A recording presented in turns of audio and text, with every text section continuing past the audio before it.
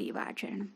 பார்க்கடல் கடைதல், அமிர்தம் அதிலிருந்து கொண்டு வருது. இதெல்லாம் எதற்காக நடந்துச்சுன்னு பார்த்தீங்கன்னா, மகாலட்சுமி பார்க்கடலுக்குள் மறைந்து விட்டால் அவளை வெளியே கொண்டு வருவதற்கு தான். எதற்காக உள்ள போய் மறைஞ்சாங்க அப்படின்னா, இந்திரனை ஒரு தடவை துர்வாச முனிவர் பாராட்டி ஒரு தாமரை மலரை கொடுக்குறாரு. அதனோட பெருமை அறியாத இந்திரன் அதை யானை கிட்ட கொடுக்குறான். அது காலில் போட்டு மிதிச்சிருச்சு.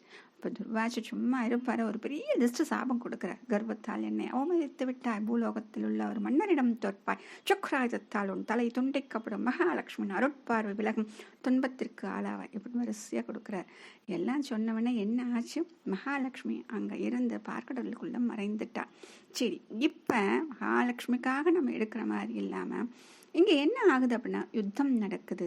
அந்த யுத்தத்தில் அசுரர் குரு சுக்கராச்சாரியார் அப்படியே அந்த மந்திரத்தை சொல்லி சொல்லி இறந்த அசுரர்கள்லாம் வெளியே வந்துடுறாங்க. ஆனால் தேவர்களுக்கு கிடையாது. அப்போ அவங்களுக்கு என்ன வேணும், அமிர்தம் வேணும்.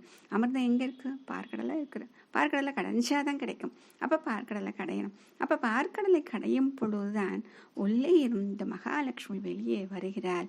அவள் அந்த பெருமாளை திருமணம் செய்து கொள்கிறாள். மகா பெரியவாச்சரணம்.